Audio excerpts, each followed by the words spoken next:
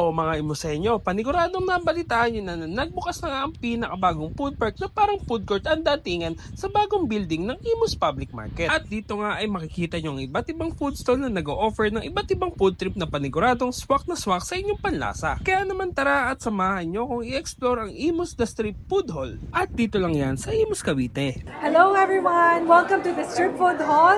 We offer variety of food here at Imus Public Market. We have upgraded and of course we have made it so beautiful for everybody to enjoy. On weekends we have music, live music. We're open daily from 11 a.m. to 10 p.m. and on weekends until 12 p.m.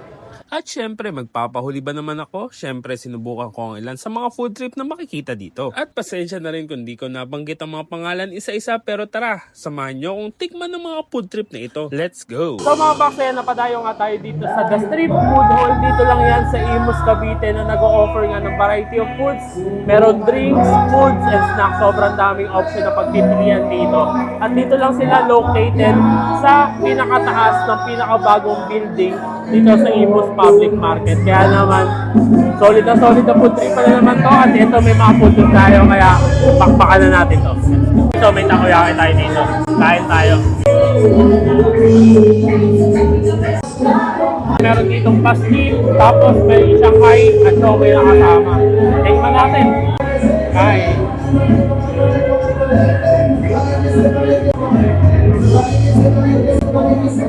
Kung snacks yung trip nyo, ayan, meron ditong nachos overload yan. Kain tayo. Guys, meron din ditong big siomai. Kain.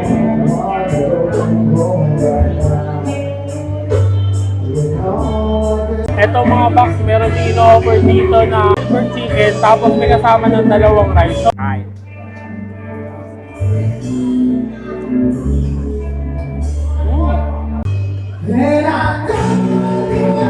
Guys, ayan, meron din sila dito sizzling. Ayan, may chicken tayo dito, tapos pork belly.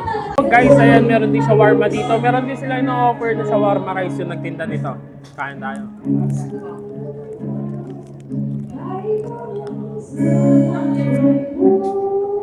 Diba? Meron din sila ditong burger. Grabe, solid ang laki. Siyempre mga box, hindi lang naman food trip, kaya meron din tayong iba't ibang drinks dito. Merong shake, may coffee, may juice, siyempre may tubig, tapos may dessert katulad nitong scramble na to. Grabe, sobrang dami dito. Wala na ibang hahanapin, parang lahat ng cravings mo nandito mo na makakatawa. So ayan mga box, medyo marami-rami pa tong food trip na to. At talaga hindi lang marami-rami, sobrang dami pa ng food trip na to.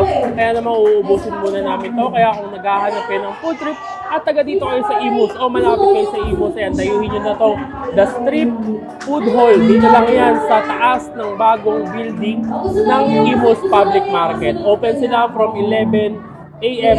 onwards. Ayan. So paano? Kain muna kami. Kita kayo sa susunod kung dadayuhin kung saan may masarap, mura at kakaibang kainan. And don't forget to eat, ride and grind. Let's go!